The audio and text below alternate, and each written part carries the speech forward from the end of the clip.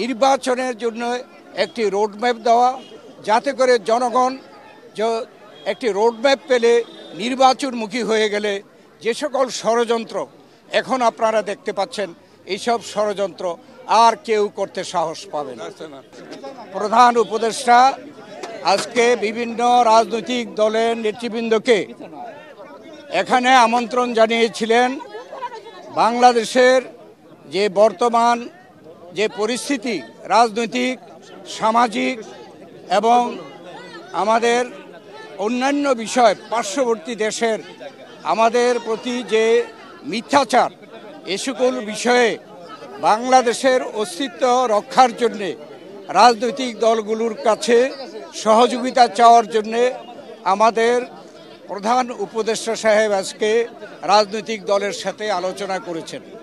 রাজনৈতিক দলের নেতৃবৃন্দ এবং আমরা বিএনপির 5 জন এখানে উপস্থিত ছিলাম। আমাদের সকলেই একই ধরনের মন্তব্য যে আজকে বাংলাদেশের অস্তিত্ব রক্ষার জন্যে, যেই বাংলাদেশ এই ডিসেম্বরে আমরা বিজয় লাভ করেছি, লাখো শহীদের রক্তের বিনিময়ে স্বাধীনতার সার্বভৌমত্বের জন্যে, গণতন্ত্রের জন্যে, অর্থনৈতিক মুক্তির জন্যে এবং দেশের শান্তি শৃঙ্খলার জন্য আজকের এই বিজয় দিনে, বিজয় মাসে আমাদের সকলের প্রত্যয় যে বাংলাদেশে বর্তমানে যে সরকার রয়েছে, এই সরকার অন্তর্বর্তীকালীন সরকার, এই সরকার এদেশে যে ছাত্র জনতার গণ অভ্যুত্থানের মাধ্যমে প্রতিষ্ঠিত হয়েছে, তাদের দায়িত্ব যে এ দেশে স্বাধীনতার সার্বভৌমত্ব রক্ষা করা, গণতন্ত্র প্রতিষ্ঠা করা এবং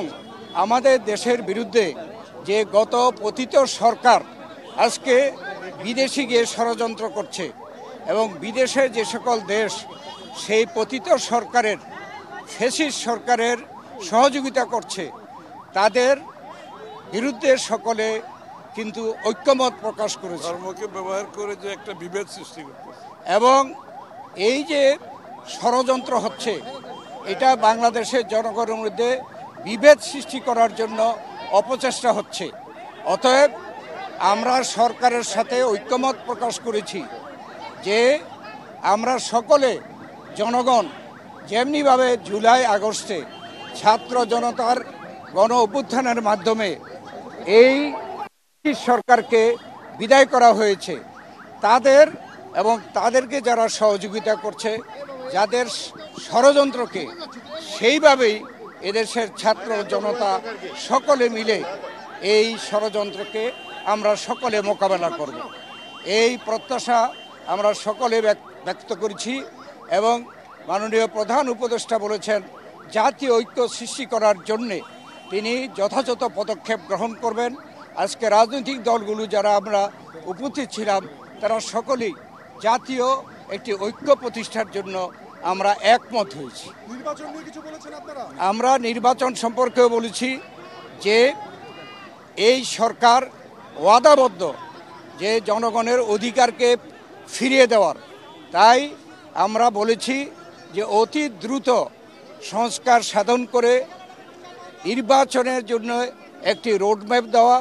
যাতে করে জনগণ একটি রোডম্যাপ পেলে নির্বাচনমুখী হয়ে গেলে যে সকল ষড়যন্ত্র এখন আপনারা দেখতে পাচ্ছেন, এইসব ষড়যন্ত্র